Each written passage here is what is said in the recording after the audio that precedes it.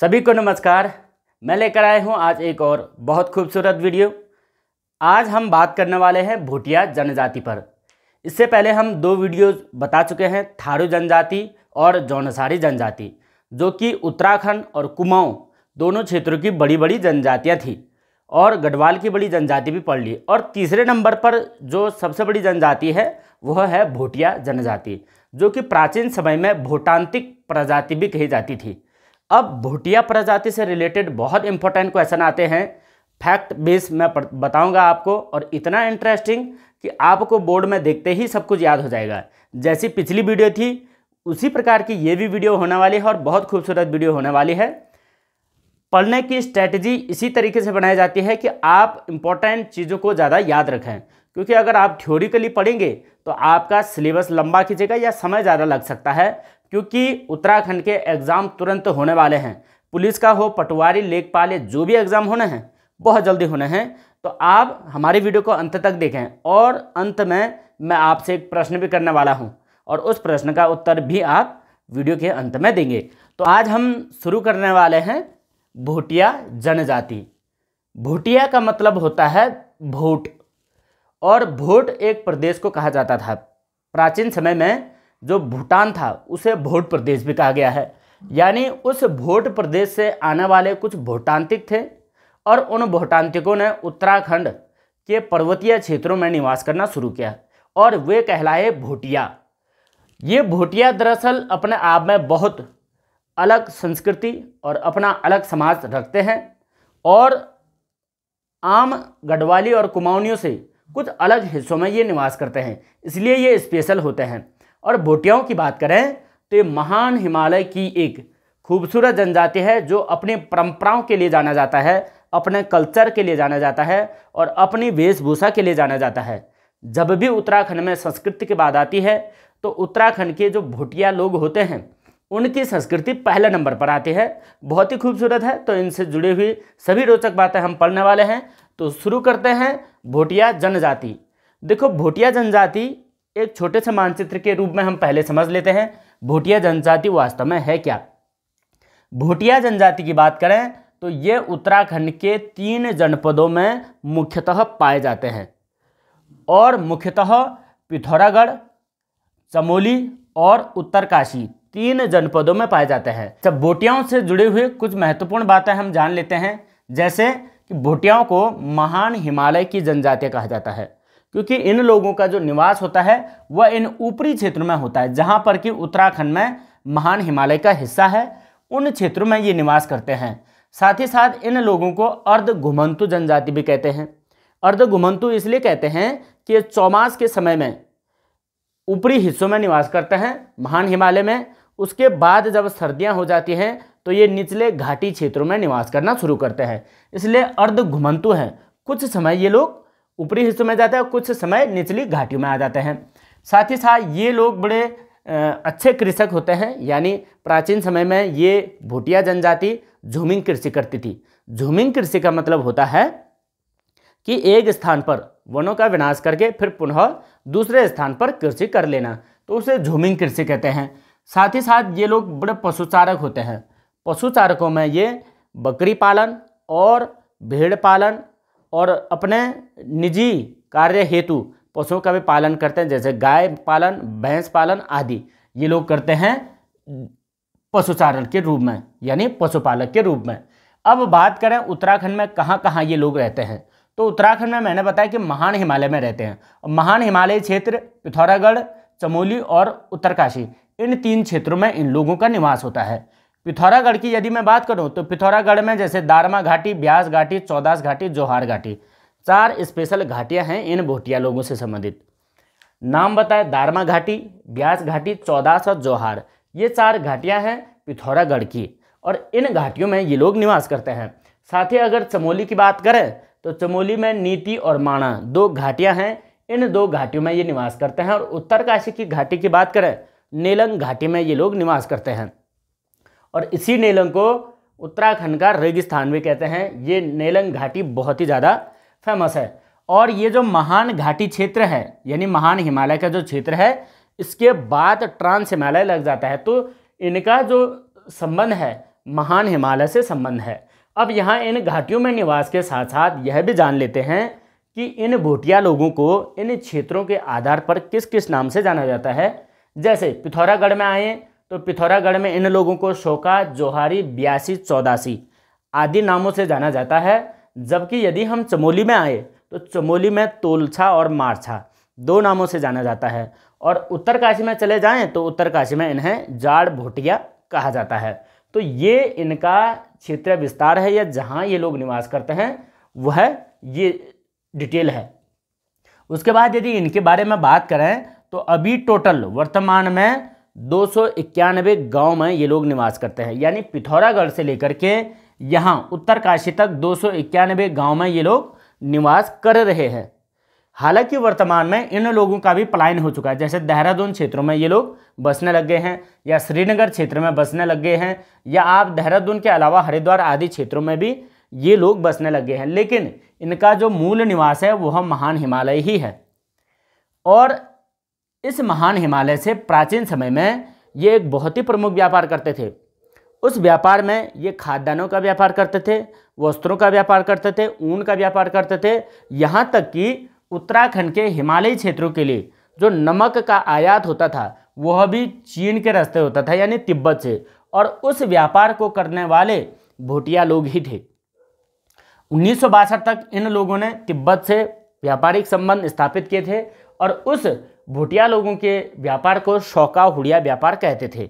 इसलिए कहा जाता था क्योंकि यहाँ जो पिथौरागढ़ के क्षेत्र है इस क्षेत्र में इन्हें शौका जाति के नाम से भी कहा जाता है। इसलिए कि शौका लोग तिब्बत के हुणिया लोगों से व्यापार करते थे, इसलिए शौकाओं और हुणियाओं का मिश्रित व्यापार को शौका हुड़िया व्यापार कहा जाता था। ये 1962 तक पाया जाता है। उसके पश्चात जैसे ही भारत चीन का युद्ध होता है तो सीमा विवाद के कारण इस व्यापार को भी प्रतिबंधित कर दिया गया।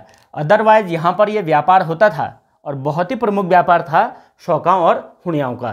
तो ये थी कुछ जानकारियाँ जिससे हमें यह पता लगा कि भोटिया उत्तराखंड में कहाँ कहाँ निवास करते हैं और किस किस नाम से जाने जाते हैं। कुछ विशेष जानकारी और है, जैसे कि ये लोग स्वयं को किरात वंशीय मानते हैं और किरात वंशीय खस राजपूत कहलाते हैं। और खस राजपूत तो अन्य कुमाऊनी और गढ़वाली भी कहलाते हैं, तो खस राजपूत ये भी हैं लेकिन एक किरात वंशीय कहलाते हैं। साथ ही साथ अगर इनके रूप स्वरूप के अलावा कुछ शारीरिक ढांचे की बात करें तो ये तिब्बतीय मंगोल प्रजाति के हैं, यानी आधे तिब्बतीय टाइप आधे मंगोलियन टाइप। क्योंकि इनका जो शारीरिक बनावट होती है उससे डायरेक्ट समझ में आता है कि ये लोग भोटिया हैं। और भोटियाओं के छोटा कद होता है, गठीला शरीर और ये गेहुआ कलर के होते हैं, कोई कोई गोरे भी हो जाते हैं। साथ ही साथ इनकी छोटी नाक, चपटी नाक होती है और छोटी आंखें होती हैं। तो ये इनका स्वरूप होता है। और इनका स्वरूप जो प्राचीन समय में था वह अभी भी उसी प्रकार है जैसे प्राचीन समय में था। इसके पीछे का कारण ये है कि ये लोग अपनी ही संस्कृति में शादी विवाह की परंपराओं को संपन्न करते हैं, इसलिए इनके मूल स्वरूप में किसी प्रकार का बदलाव नहीं आया। अब ऋतु की बात करते हैं तो ऋतु में ये लोग ऋतु प्रवास करते हैं, यानी सीजनल अपना निवास चेंज करते हैं। एक शब्द आप याद रखेंगे मैत और एक शब्द रखेंगे गुंडा। अब मैत की बात करें तो मैत ये लोग जो उच्च हिमालयों में इनका निवास होता है, यानी महान हिमालय में, उस एरिया को कहा जाता है मैत, यहाँ महान हिमालय के आवासों को। और गुंडा ये लोग कहते हैं घाटी क्षेत्र के निवास को, यानी जब ये सर्द ऋतु में महान हिमालय की घाटी से वापस निम्न घाटियों में आ जाते हैं जहाँ गर्म वाले स्थान होते हैं, वहाँ पर ये लोग अपने घरों को गुंडा कहते हैं या मुनसा भी कहा जाता है। तो गुंडा और मुनसा ये लोगों के निवास को कहा जाता है शीत ऋतु के निवास, और ग्रीष्म ऋतु के निवास को कहा जाता है मैट। तो ये थी भोटियाओं से संबंधित कुछ विशेष जानकारियाँ। अब यहाँ से कुछ और विशेष जानकारियाँ हम जान लेते हैं कि भाई भोटियाओं की कुछ उपजातियाँ होती हैं। जैसे 10 प्रकार की उपजातियाँ इनमें पाई जाती हैं।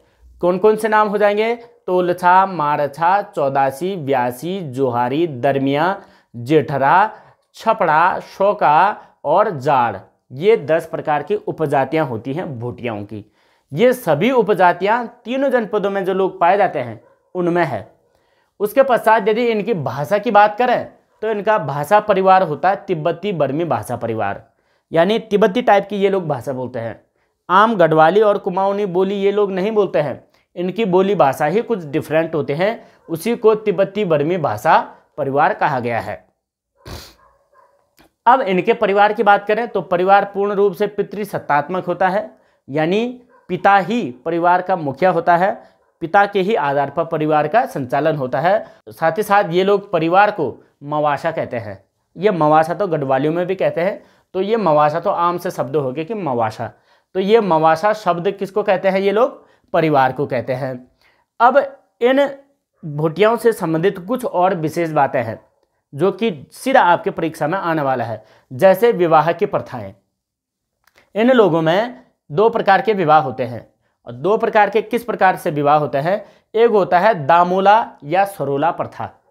तो दामोला या सरोला प्रथा के तहत इनका विवाह होता है, जिसमें वर के नाम पर दुल्हन लाया जाता है, यानी वर को दुल्हन के घर नहीं ले जाया जाता है, बल्कि जो वर होगा वह अपने घर में होता है और दुल्हन को वहाँ मायके से ससुराल लाया जाता है, तो उसको कहा जाता है दामोला या सरोला विवाह प्रथा। दूसरा होता है तत्सत विवाह। तत्सत विवाह को अंचल विवाह भी कहते हैं, यानी अंचल विवाह प्रथा होती है, और अंचल विवाह प्रथा को सामान्य विवाह भी कहा जा सकता है, यानी जैसे हम लोगों का होता है सामान्य विवाह, उसी प्रकार होता है वर वधू का मिलन और वर वधू के विवाह के पश्चात विवाह संपन्न होता है। तो इन लोगों के विवाह को कि 2 प्रकार के विवाह को हम स्पेशली याद रखेंगे। दामोला विवाह बहुत ही ज़्यादा इंपॉर्टेंट है, ये प्राचीन समय में होता था, लेकिन अब दामोला विवाह धीरे धीरे खत्म होने लग गया है, इसको लोग ज़्यादा नहीं अपनाते हैं। एक शब्द है युवा गृह या रंगभंग प्रथा। देखो, युवा गृह और रंगभंग प्रथा बहुत ही ज़्यादा खूबसूरत प्रथा थी, हालांकि अभी इसको भी ज़्यादा पसंद नहीं किया जाता, या इस प्रकार की प्रथाएं अब नहीं चलती हैं, लेकिन पुराने समय में ये थी। और इसे एक तरीके से हम कहें तो मन पसंद करने वाला एक स्पेशल प्रथा इन्होंने बना रखी थी। मन पसंद कैसे किया जाता था, एक युवा गृह बनाया जाता था। युवा गृह का मतलब एक ऐसा आवास जहाँ पर कि नव युवक और युवती को एकांत निवास में भेजा जाता था, ताकि वे लोग अपने आपसी बात विचार से पूर्ण सहमति से वर और वधू का अच्छा चयन कर सकें, और अच्छा चयन करने के पश्चात ही घर वापस लौट जाते थे। तो ये युवा गृह वाली जो प्रथा थी ये बहुत ही ज़्यादा खास थी, जिसे रंगभंग प्रथा भी कहा जाता है। एक शब्द और याद रखें, चौथी। चौथी ये लोग सगाई को कहते हैं। इंगेजमेंट यानी रिंग सेरेमनी को ये लोग क्या कहते हैं, चौथी कहते हैं। एक शब्द है स्वरा। स्वरा का मतलब होता है सगे संबंधी, यानी जो अपने नाते रिश्तेदार होते हैं, सगे संबंधियों को ये लोग स्वरा कहते हैं। ये तो गढ़वाली में भी बोलते हैं स्वर भेड़ा, है ना।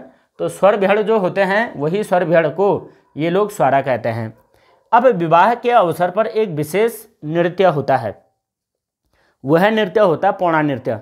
पौड़ा नृत्य में ढोल के साथ नृत्य किया जाता है और हाथ पर रुमाल बांध करके नृत्य करते हैं। अपने पारंपरिक पोशाक के साथ ये लोग नृत्य करते हैं। बहुत ही खूबसूरत नृत्य होता है विवाह के अवसर पर। लेकिन आज के समय में ये जो पौड़ा नृत्य है ये कई मंचों पर मंचन किया जाता है, यानी इतना खूबसूरत है कि इसे देखते ही खूबसूरती झलकती है संस्कृति की। तो आज के समय में जैसे किसी मुख्य व्यक्ति का कहीं पर आगमन हो जाता है, जैसे नेतागण जब कभी आते हैं तो नेता लोग भी कहते भाई भोटिया लोगों का पौड़ा नृत्य देखना है, तो वे लोग अपने स्वागत में भी इस पौड़ा नृत्य को कर लेते हैं। लेकिन प्राचीन समय में जो है ये विवाह के अवसर पर होते थे, और आज भी विवाह के अवसर पर होते हैं, लेकिन कुछ विशेष कार्यक्रमों में भी ये लोग कर लेते हैं। और ढोल के साथ ये नृत्य किया जाता है महिलाओं और पुरुषों के द्वारा। और साथ ही साथ नृत्य में एक रो में ये लोग नृत्य करते हैं। तो ये चीज़ें कुछ विवाह से संबंधित प्रथाएं थी, और विवाह के अवसर पर किया जाने वाला एक पौड़ा नृत्य भी था। यदि हम बात करें धार्मिक व्यवस्था की, तो धर्म इन लोगों का हिंदू ही होता है। हालांकि एक जाड़ भोटिया होता है, उनका हिंदू नहीं होता है, लेकिन ये धार्मिक आधार पर हिंदू ही होते हैं। इनकी धार्मिक व्यवस्थाएं बड़ी खूबसूरत है। जैसे एक है सिदुआ बिदुआ की पूजा करना। सिदुआ बिदुआ की पूजा करने का मतलब है पशु रक्षा के देवता के रूप में ये लोग पूजा करते हैं। सिदुआ बिदुआ की पूजा, ये इंपॉर्टेंट शब्द हो जाएगा। सिदुआ बिदुआ, सिदुआ बिदुआ के तो गीत भी लगाए जाते हैं। और उसके साथ जैसे एक होता है फैला या घूरमा। फैला और घूरमा देवता की ये पूजा तब करते हैं जब कोई विपत्ति आ जाए, और विपत्ति के समय में पूजा जाने वाला देवता फैला और घूरमा। साथ ही साथ एक होता है घबला देवता। घबला देवता व्यापार की तरक्की के लिए किया जाने वाला एक पूजा है, और घबला के रूप में कहते हैं कि ये गणेश की पूजा करते हैं, और गणेश की पूजा इसलिए करते हैं ताकि व्यापार में तरक्की हो। तो व्यापार तरक्की के लिए घबला की पूजा की जाते हैं। कुछ इनके संस्कार हैं, और संस्कार क्या क्या होते हैं, जैसे एक होता है गौण संस्कार। गौण संस्कार तब किया जाता है जब मृत व्यक्ति की आत्मा की शांति करनी हो, तो मृत व्यक्ति के आत्मा की शांति के लिए ये लोग गौण संस्कार करते हैं। एक संस्कार होता है भूमो संस्कार। भूमो संस्कार होता है नवजात शिशु का 3 मास के अंदर, जैसे नया बच्चा जन्म होता है उसके बाद 3 माह के अंदर ये भूमो संस्कार करते हैं। एक होता है पश्चाभूमो। पश्चाभूमो का मतलब होता है 3 या 5 साल में बच्चे का मुंडन जो होता है उसे पश्चाभूमो कहा जाता है। एक हो गया बुढ़ानी। बुढ़ानी का मतलब जब कोई युवा 20 वर्ष का हो जाता है तो पूरे क्षेत्र विशेष में एक यात्रा टाइप की निकाली जाती है। हालांकि ये अभी होता है या नहीं, लेकिन प्राचीन समय में ये होता था, उसे बुढ़ानी कहा जाता है। तो ये कुछ प्रथाएं हैं, ये कुछ पूजाएं हैं जिनको ये लोग करते हैं। उसके बाद कुछ और जान लेते हैं, जैसे आर्थिकी के रूप में जान लेते हैं। अर्थव्यवस्था कैसी होती थी? देखो, अर्थव्यवस्था इनकी बहुत ही ज़्यादा खूबसूरत होती थी, जिसमें ये लोग एक गमैया पद्धति अपनाते थे।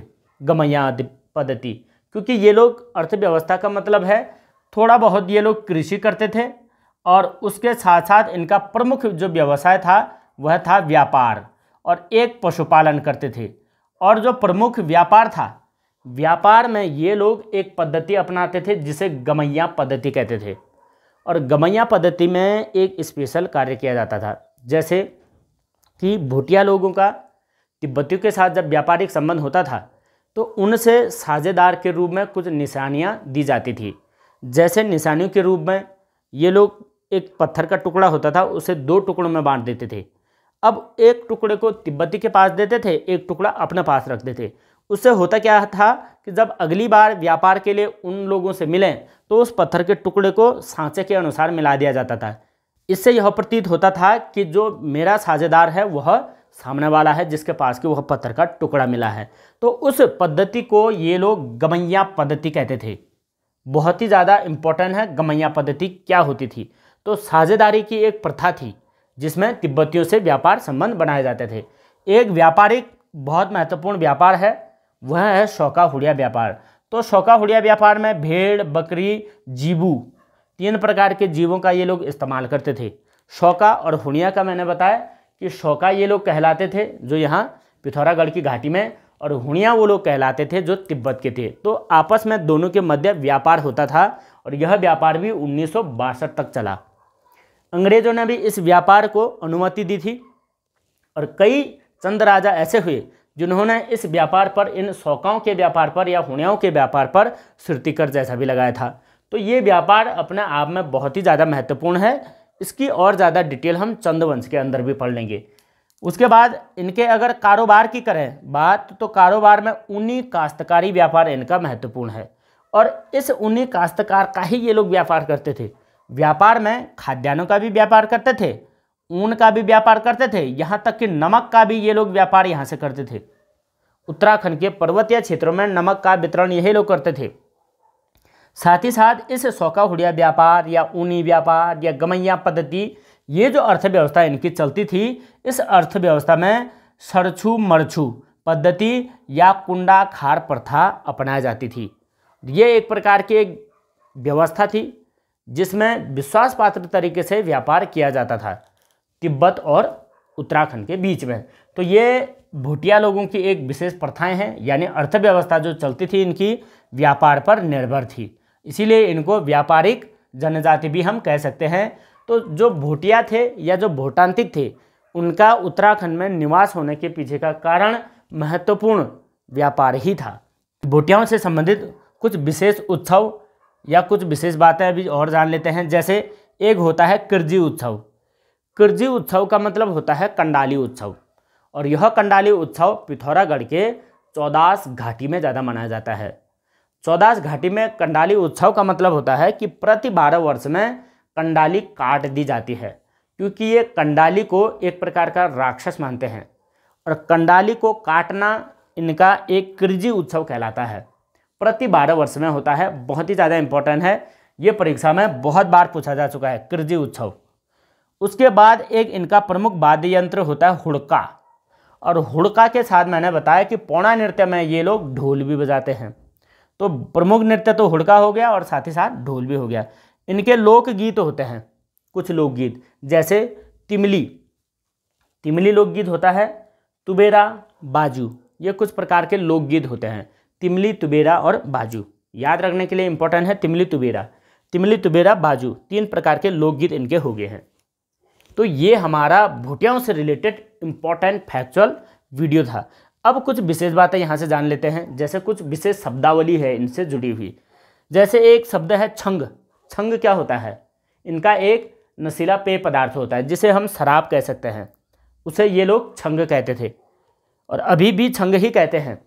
उसके बाद एक होता है छामा। छामा का मतलब होता है दाल सब्जी। तो दाल सब्जी को यानी साग भुज्जी, तो साग भुज्जी को ये लोग कहते हैं छामा। उसके बाद होता है एक ज्या का मीन्स हो गया चाय, और जो ये चाय बनती है, ये ज्या बनता है, ये स्पेशली बनता है।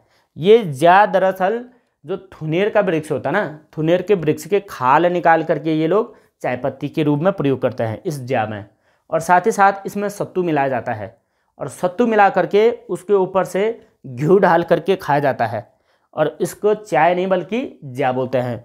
हालांकि ये चाय भी पीते हैं, लेकिन ज्या ये लोग स्पेशली पेय बनाते हैं। बहुत एनर्जेटिक होता है, बहुत लाभकारी होता है शरीर के लिए। इसीलिए हमने देखा कि कई बार हमें ये लगता है कि जो भोटिया लोग होते हैं उनकी जीवन प्रत्याशा बहुत अधिक होती है, क्योंकि इनका जो खान पान होता है ना, वह अपना पारंपरिक होता है, उस चीज़ को ये बहुत पसंद करते हैं, इसलिए इनकी जीवन प्रत्याशा भी काफ़ी लंबी होती है। एक शब्द है छाकू। छाकू का मतलब भात हो गया, यानी भात को हम छाकू बोल देते हैं। हो गया रंगा। रंगा का मीन्स हो गया है ऊनी कोट, जो नॉर्मल कोट पहना जाता है ऊन से बना हुआ, उसे ये रंगा कहते हैं। एक दूसरा शब्द है चुगठी। चुगठी का मीन्स हो गया टोपी, सर की टोपी जो होती है ऊन की बनी हुई, वो चुगठी कहलाती है। बांखे। बांखे का मतलब ऊनी जूते, या गढ़वाली में इस ऊनी जूते को छपेले भी कहते थे। जो छपेला बनाया जाता है उसे ये लोग बांखे कहते हैं। बांखे ऊनी जूते बनते हैं, ये इसलिए बनते हैं क्योंकि ये बर्फीले इलाकों में रहते हैं। एक शब्द हो गया गेंचू। गेंचू का मतलब होता है ऊनी पजामा। ऊनी पजामा बहुत खूबसूरत होता है, यानी बहुत गर्म होता है। और एक हो गया सालीपुली शब्द। सालीपुली का मतलब इनके आभूषणों को ये सालीपुली कहते हैं, तो भोटिया लोगों के बहुत खूबसूरत आभूषण पहने रहते हैं, जैसे चवन्नियों की माला भी ये पहनते हैं, और कई प्रकार के माले के दाने वाली ये लोग खूबसूरत आभूषण भी बना लेते हैं। तो ये जो शब्द है ना, ये जो या इनके जो ये वस्त्र हैं, ये सब कुछ बनाने के पीछे या ये सब कुछ उपयोग करने के पीछे का कारण है इनके महान हिमालय में निवास। क्योंकि आप इनमें देखिए शराब भी एक प्रकार से शीत ऋतु या ठंड में पीने वाली पेय पदार्थ है। दाल सब्जी तो खैर होगी। ज्या ये भी एक प्रकार का गर्मी निकालने वाला एक पेय पदार्थ है, जिससे कि ठंडी में मतलब राहत मिल सके। उसके बाद खैर भात तो हो गया। ऊनी कोट, ऊनी टोपी, ऊनी जूते, ऊनी पजामा, लगभग सभी ऊनी हैं। क्यों है भाई? जैसे प्रकृति के अनुसार ये लोग निवास करते हैं, उस हिसाब से इनके वस्त्र या इनका खान पान भी है। तो ये महान हिमालय की श्रेणियों में निवास करते हैं, तो भाई यहाँ ठंड बहुत ज़्यादा होती है, यानी महान हिमालय तो वह क्षेत्र हो गया जिसे हिम का घर कहते हैं। तो ऐसी जगह निवास करना नॉर्मल बात नहीं है, इसलिए ये लोग जो है इस प्रकार के आभूषण या इस प्रकार के वस्त्रों को पहनते हैं। उसके बाद हम बात करने वाले हैं एक स्पेशल जनजाति के बारे में, जो कि भोटियाओं में ही होती है। अब भोटियाओं में एक स्पेशल जाति होती है जिसे हम जाड़ कहते हैं, यहाँ जो उत्तरकाशी के नेलंग घाटी में होती है। और नेलंग घाटी में भी जादुंग गांव में होती है। जादुंग गांव का नाम है जादुंग। और ये जो जाड़ होते हैं, जाड़ों का मूल निवास ही जादुंग कहलाता है, इसीलिए उन्हें जाड़ भी कहा जाता है। देखो ये जो जाड़ भोटिया होते हैं, ये जाड़ भोटिया इन दोनों भोटियाओं से स्पेशल होते हैं। और इनसे जुड़े हुए कुछ फैक्ट यहाँ से हम पढ़ रहे हैं। देखो, जाड़ भोटिया जो होता है, जनक के वंशज इन्हें कहा जाता है। और राजा जनक कौन थे? माता सीता के पिता। तो जनक के वंशज इन्हें कहा जाता है। तो जनक के वंशज कहने के साथ साथ ये लोग जाड़ गंगा घाटी में रहते हैं, और अभी जाड़ गंगा घाटी ये उत्तरकाशी में ही है। और ये जो जनक के वंशज कहलाते हैं ये यही हैं, ये उत्तरकाशी में नेलंग घाटी में निवास करते हैं। और इनका जो मैंने बताया, इनका जो मुख्य गांव है, वह गांव या मूल गांव को हो तो जादूंग गांव है। यह इस मानचित्र में भी आप देख सकते हैं कि जादूंग गांव इनका मूल निवास है, मुख्य निवास। उसके बाद तो इन लोगों का भी अब पलायन शुरू होने लग गया है। कुछ कुछ लोग उत्तरकाशी के नगरीय क्षेत्रों में भी निवास करने लगे। जैसे इनसे जुड़े हुए कुछ और रोचक बातें हैं कि ये लोग हिंदू धर्म के अनुयायी नहीं होते हैं। इस बात को हम स्पेशली याद रखेंगे कि ये जो जाड़ भोटिया होते हैं हिंदू धर्म के अनुयायी नहीं, बल्कि बौद्ध धर्म के अनुयायी होते हैं। अब आप कहिए कि यार ये जो भोटिया हैं पिथौरागढ़ के और जो चमोली के भोटिया हैं वो तो होते हैं हिंदू धर्म के, और अदरवाइज जो ये जादूंग गांव के जो ये जाड़ होते हैं ये होते हैं बौद्ध धर्म के अनुयायी। और इनकी भाषा भी कुछ स्पेशल होती है। भाषा को ये रोम्बा भाषा कहते हैं, रोम्बा। और इनका एक ब्राह्मण होता है पूजा पाठ करने वाला, जिसे ये लोग लामा कहते हैं। और लामा शब्द तो तिब्बती होता है, यानी इनका जो ये संबंध है ये लगभग तिब्बत से ज़्यादा जुड़ा हुआ है, क्योंकि यहाँ कुछ नेलंग, थांग चोकला, सांग चोकला ये जो दर्रे हैं, इन दर्रों से तिब्बत से इनका काफ़ी घनिष्ठ संबंध है। तो तिब्बती लोग ही होते हैं जो कि बौद्ध धर्म के अनुयायी होते हैं, तो शायद हो सकता है कि तिब्बती लोगों का इन पर ज़्यादा प्रभाव है। अब इनके वस्त्र कुछ स्पेशल होते हैं, जैसे चोगा और बपकन कहते हैं। चोगा का मतलब हो गया ऊनी चोला टाइप का बनाते हैं ये लोग, चोगा, और बपकन कहते हैं। इन लोगों की अगर बात करें जाड़ों की, तो जाड़ों का दो प्रमुख त्यौहार होता है, लोहसर और सुरगेन। लोहसर त्यौहार बहुत खूबसूरत होता है। लोहसर त्यौहार उस अवसर पर मनाया जाता है कि जब शीत ऋतु के बाद बसंत ऋतु की शुरुआत होती है। उस अवसर पर बसंत पंचमी के दिन ही ये लोग लोहसर त्यौहार मनाते हैं। खूबसूरत प्रकृति के स्वागत के लिए लोहसर त्यौहार को मनाया जाता है, जिसे बसंत पंचमी के अवसर पर मनाते हैं। साथ ही साथ सुरगेन त्यौहार है, ये भाद्रपद में मनाते हैं। और भाद्रपद के यानी भादो मास जो होता है, उस भाद्रपद के 20वें दिन में ये लोग मनाते हैं किसको? सुरगेन त्यौहार को। तो इन जाड़ लोगों का घर बहुत ही कलात्मक और सुंदर होता है। तो ये हमारे आज का स्पेशल सेशन हो गया है, जिसमें हमने भोटियाओं की स्पेशल बातें पढ़ ली हैं। आइए आपके लिए एक इम्पॉर्टेंट बात है कुछ इसमें से आने वाली एग्जाम की स्ट्रेटजी को लेकर के हम बताते हैं कौन से प्रश्न इंपॉर्टेंट हो जाते हैं। भोटियाओं से रिलेटेड प्रश्न उपजातियां भी बहुत ज़्यादा खास है, क्योंकि उपजातियां कई बार पूछी गई हैं कि ये उपजातियां किस जनजाति में है। तो ये उपजातियां भोटिया जनजाति में कौन कौन सी, जैसे शौका खास हो जाता है, जेठरा हो गया, जाड़ हो गया, ब्यासी, जोहारी, ये तोलसा, मारसा, चौदासी, ये कुछ कुछ तो याद हो सकते हैं। जैसे शौका, जेठरा, जाड़, ये उटपटांग से शब्द हैं, तो ये हम याद रखेंगे भोटिया में होता है। अब अगर इनकी भाषा कहें तो तिब्बती बर्मी भाषा परिवार के हैं ये लोग। और हमारी भाषा कौन सी होती है? हमारी भाषा होती है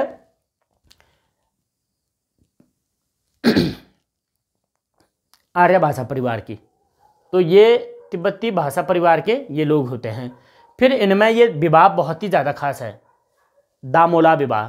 हालांकि तत्सत विवाह भी है, ये भी खास ही है, लेकिन दामोला विवाह इंपॉर्टेंट है, क्योंकि ये पुराने समय में होता था, जिसमें कि दूल्हा दुल्हन के घर नहीं जाता था, बल्कि दुल्हन को सीधा दूल्हे के घर ला लिया जाता था बिना दूल्हे के।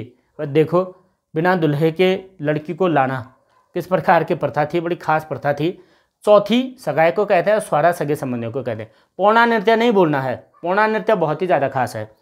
अब यहाँ से कुछ दो बातें याद रखें कि महान हिमालय की जनजाति है, बहुत ही ज़्यादा इंपॉर्टेंट। अर्ध घुमंतु जनजाति है, साथ ही साथ झूम कृषि ये करते हैं और पशुचारक होते हैं।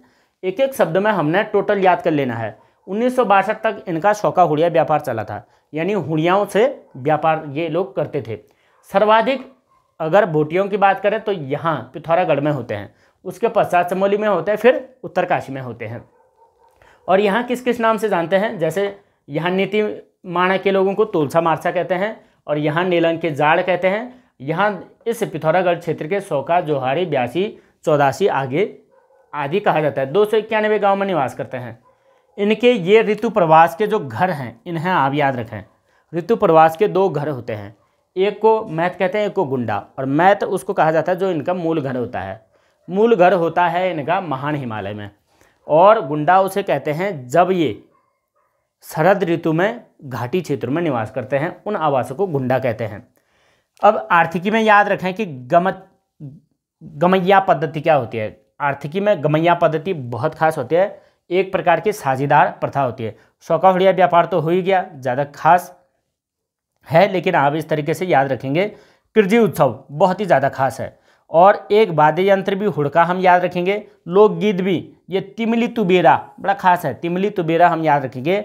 और जाड़ जनजाति तो बहुत ही ज़्यादा खास है, क्योंकि जाड़ों से रिलेटेड ये जनक के वंशज है, और जाड़ गंगा घाटी में होते हैं। और जादुंग इनका गांव है जो कि उत्तरकाशी में है। और भाषा रोम्बा होती है, और धर्म ये बौद्ध धर्म अपनाते हैं, जबकि ये दोनों जो जनजातियां हैं ये हिंदू धर्म अपनाते हैं। लामा इनका ये ब्राह्मण होता है जो पूजा पाठ करता है, और साथ ही साथ लोहसर त्यौहार और सुरगेन त्यौहार ये मनाते हैं। इनका घर बड़ा कलात्मक होता है।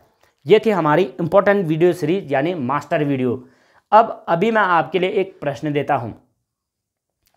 चिपको वुमेन जिन्हें कहा जाता है उनका नाम है गौरा देवी। गौरा देवी का संबंध चमोली जनपद से था, और चमोली जनपद के जोशीमठ विकास खंड में एक रैणी गांव है। रैणी गांव से ये निवास करती थी। तो रैणी गांव में निवास करने के साथ साथ ये भी एक प्रकार की भोटिया थी, जिन्होंने उत्तराखंड में एक वन आंदोलन की क्रांति जगा दी थी। और उस समय ये महिला मंगल दल की अध्यक्षा थी, और इन्होंने उत्तराखंड में चिपको आंदोलन की शुरुआत करी, यानी चिपको वुमेन भी कहा जाता है। अब आपके लिए प्रश्न ये है कि जो गौरा देवी थी वह गौरा देवी इन भोटिया की उपजातियों में से किस उपजाति से संबंध रखती थी। और जो लोग हमारी वीडियो से सीख रहे हैं वह लास्ट में कमेंट ज़रूर करें आपको हमारे वीडियो सेशन कैसा लग रहा है, और किस प्रकार आप चाहते हैं कि वीडियो अगली आनी चाहिए। यानी यदि आपको लगता है कि यह तरीका अच्छा है, या डायरेक्ट हम ऑन द बोर्ड लिख करके लाएं, उसमें आपको कैसा लगेगा तो आप ज़रूर बताइएगा, और अपने दोस्तों में ज़रूर शेयर करें, क्योंकि आप लोग शेयर करने में बहुत कंजूसी कर रहे हैं। और आज के लिए बस इतना ही, मिलते हैं अगली एक इंटरेस्टिंग वीडियो के साथ। तब तक के लिए जय हिंद।